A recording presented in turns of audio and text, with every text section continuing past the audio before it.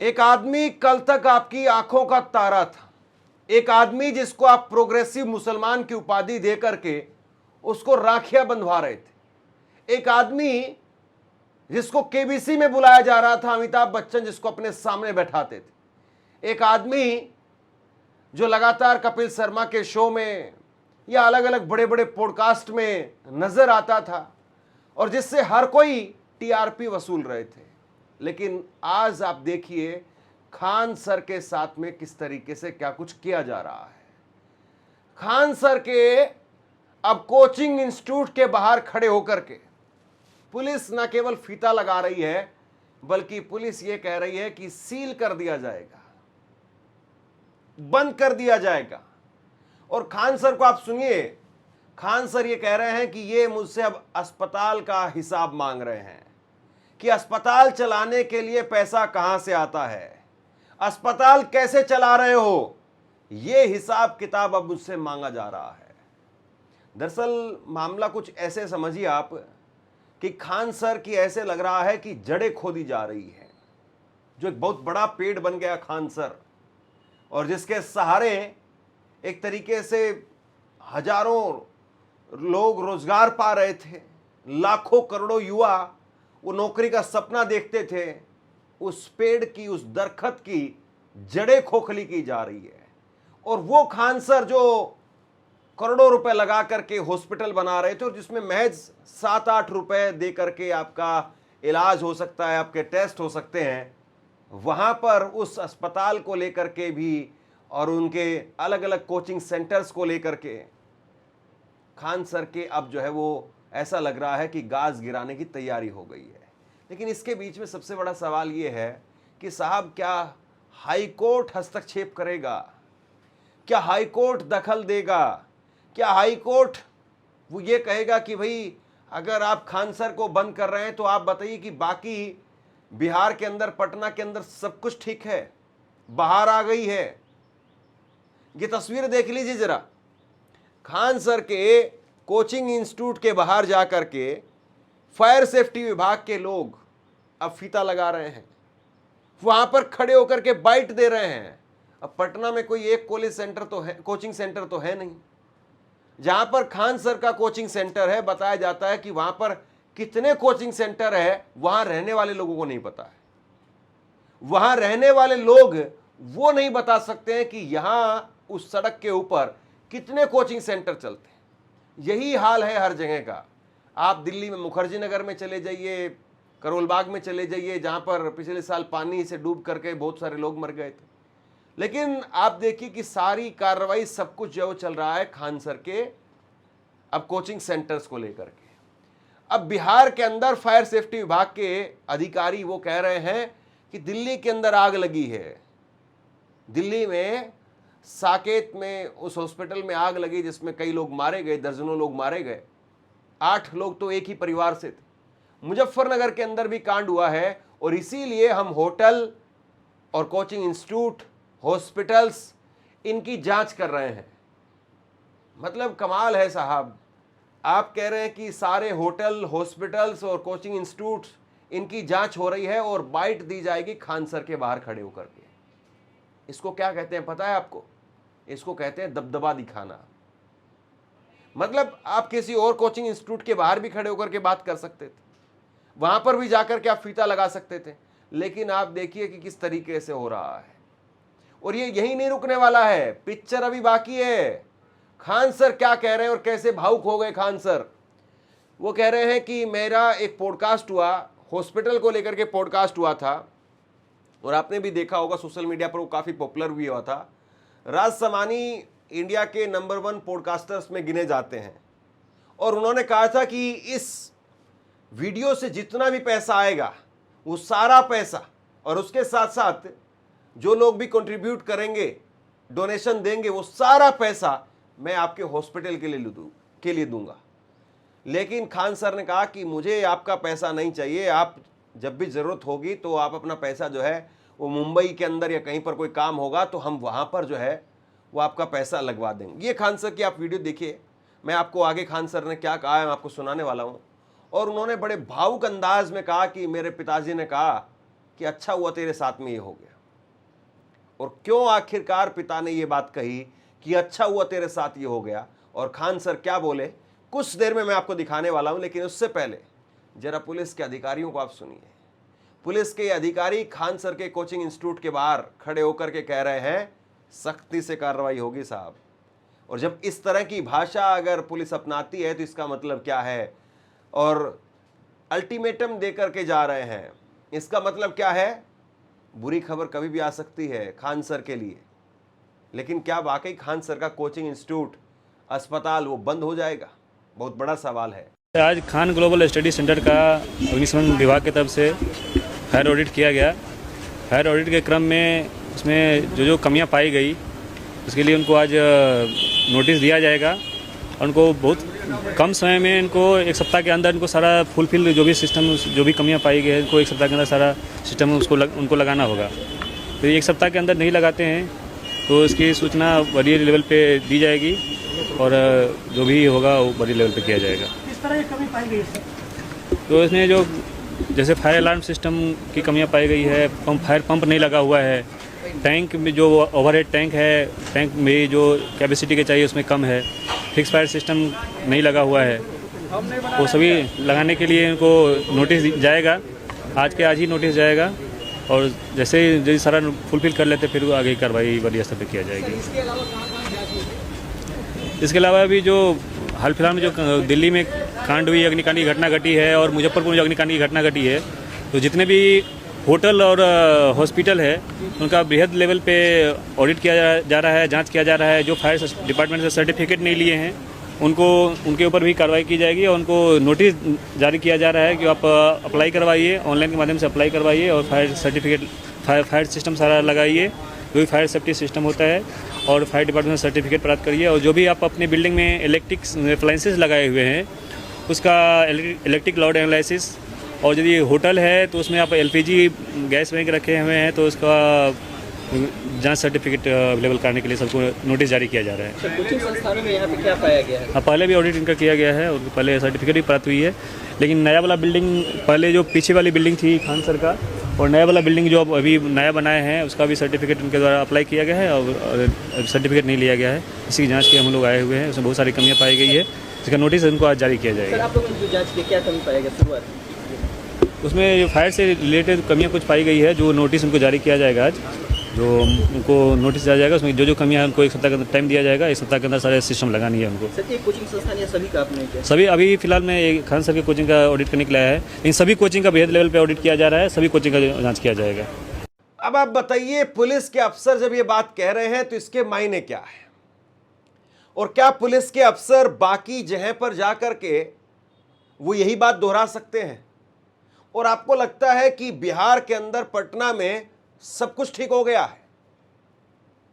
मैंने बिहार में बाढ़ में गर्दन तक पानी में डूब करके ग्राउंड रिपोर्टिंग की है। जो हमारे पुराने दर्शक हैं वो जानते होंगे कैसे राजेंद्र नगर रोड पर उस वक्त में सुशील मोदी साहब जिंदा होते थे, और उनकी तस्वीर वायरल हुई थी उस बाढ़ में, वो निक्कर पहन करके और वो फ्लाईओवर के पास में ऊपर जाकर के खड़े हो गए थे। और उस वक्त में मैंने गर्दन तक पानी में डूब करके ग्राउंड रिपोर्टिंग की थी। और वो जो पोश इलाका है, वो पोश इलाका तकरीबन हर साल बाढ़ में डूब जाता है।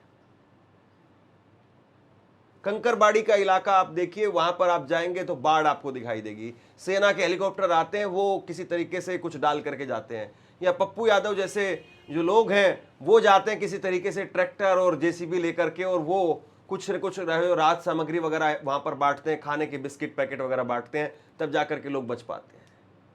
अभी 2 महीने भी मत रुकिए, आप सिर्फ 1 महीने का इंतजार, ये जून खत्म होने दीजिए, जुलाई के अंदर आप देखिएगा किस तरीके का पानी पानी आपको पटना में दिखाई देगा। पटना में कोई ये नहीं पूछता है कि साहब भाजपा और अब तो नीतीश कुमार भी हट गए हैं, इनकी डबल इंजन की सरकार सालों से चल रही है, और पटना क्यों पानी पानी हो जाता है? वो क्या बिना करप्शन के हो रहा है? वहां पर फायर सेफ्टी कहीं नहीं दिखाई देती है साहब। और जो पोश इलाका है उनके हालात ऐसे हो जाते हैं कि लोग छोड़ करके चले जाते हैं। और पटना के रहने वाले लोग बताइए जरा, मैं गलत कह रहा हूं या सही कह रहा हूं? और आप बताइए कि ऐसे में इस तरीके के हालात जहां पर, और पटना और बिहार अगर करप्शन नहीं होता और डबल इंजन की सरकार, मोदी जी तो कह ही रहे थे इतने लाख करोड़ दूं कि इतने लाख करोड़ दूं। जब मोदी जी इतने लाख करोड़ और इतने लाख करोड़ रुपए दे ही रहे हैं, डबल इंजन की सरकार चल ही रही है, बिना करप्शन के अगर सरकार चल रही है, तो अब तक तो बीमारू प्रदेश से बाहर आ जाना चाहिए था। लेकिन उस पटना में अगर कोई बैठ करके काम कर रहा है, चुभने लगता है साहब।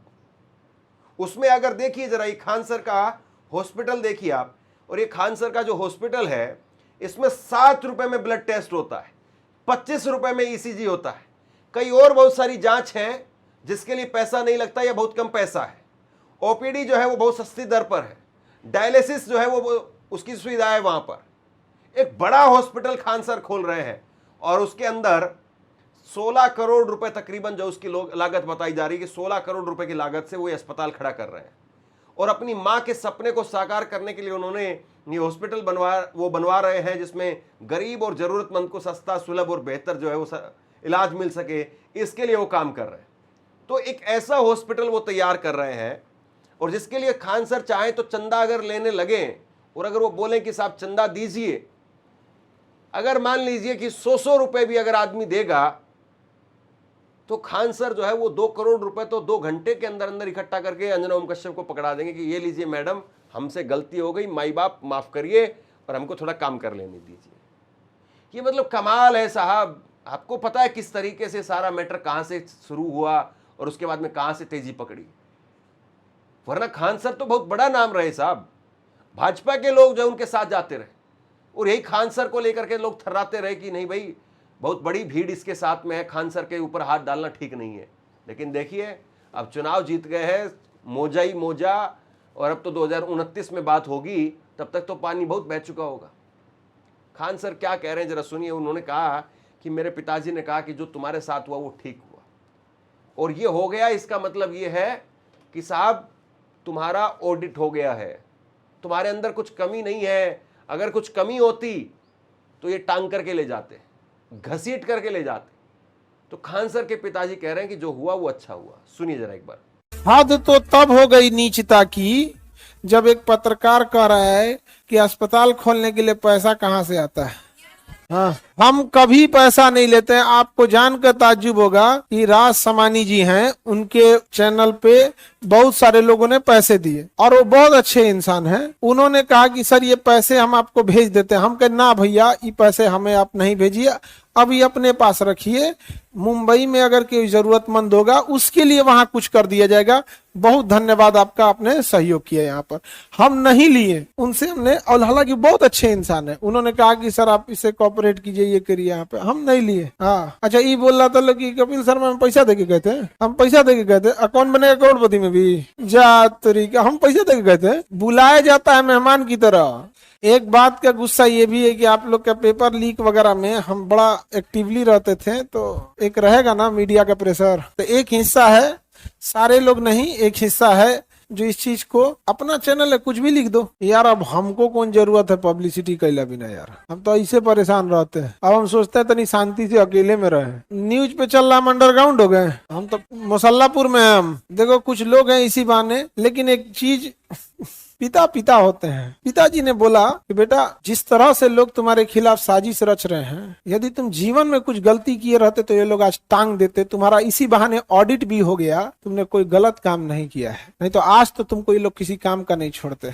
अपराध बस ये है कि हमने एक मरते इंसान को बचाने के लिए, हमारे गार्ड ने सेल्फ डिफेंस के लिए फायरिंग किया, उसे मरते नहीं छोड़ दिया। जैसे लोगों ने झांसी की रानी को अकेला छोड़ दिया था, जैसे भगत सिंह को फांसी पे लटकने के लिए छोड़ दिया गया था, खुदीराम बोस को मरते छोड़ दिया गया था, वैसे हमारे गार्ड ने जो एजेंसी हायर किया गया है वो एक बच्चे को मरते नहीं छोड़ा था। अगर किसी ने भी गलती की है, या अगर कहीं पर सरकार को, शासन को, प्रशासन को लगता है कि यहां चूक हो रही है, यहां कोई हादसा हो सकता है, जाहिर सी बात है वहां पर एक्शन होना चाहिए। जान से बढ़कर के कोई खानसर भी नहीं है। कल को अगर वहां पर बच्चे मर जाएंगे या कुछ और बड़ा हादसा हो जाए तो जाहिर सी बात है उससे बड़ी बुरी बात और कुछ नहीं होगी। लेकिन, और ये बहुत बड़े वाला लेकिन, आप कार्रवाई सिर्फ एक आदमी पर करेंगे। आपको एक आदमी दिखाई दे रहा है उस भीड़ में से, और बाकी लोग तो अडानी वाला जो है वो कैंपस लेकर के बैठे हैं क्या? बाकी लोग बड़े आराम से रह रहे हैं। मतलब एक खान सर है जिनके पास में इतना पैसा है और ये सारी चीजें हैं, और वो ढंग से जो है वो अपने इंस्टीट्यूट को नहीं चला पा रहे हैं, और बाकी लोग जो जाहिर सी बात है शुरुआत कर रहे होंगे अभी अपने इंस्टीट्यूट्स की, वो बहुत अच्छे से चला रहे हैं साहब। अरे वहां वो एक तरीके से उगाई मंडी बन चुका है। बहुत सारे लोग कहते हैं इस बात को। वहां फायर सेफ्टी वाले, निगम वाले, ये सब आकर के किस तरीके से उगाई करते हैं, और वो बंद हो जाए तो न केवल बिहार के रोजगार पर संकट खड़ा हो जाएगा, बल्कि उसके साथ साथ ये जो जेब गर्म होती है वो भी वो हो जाएगी। लेकिन साहब अब ऊपर से है तो ऊपर का आदेश तो ऊपर वालों को तो मानना पड़ेगा। आप देखिए कि एक तो कहा जाता है कि बिहार से इतने लोग बाहर क्यों चले जाते हैं, बिहार में तो इतने आईएएस है, इतने आईपीएस है, फिर बिहार गरीब क्यों है, ये सारी बातें कही जाती, लेकिन कोई इस बात को नहीं देख रहा है कि जो आदमी काम कर रहा है उसके साथ में आप कैसे उसका काम तमाम कर रहे हैं। और मैं फिर कहूंगा कि खान सर को लेकर के आपकी आपत्ति हो सकती है।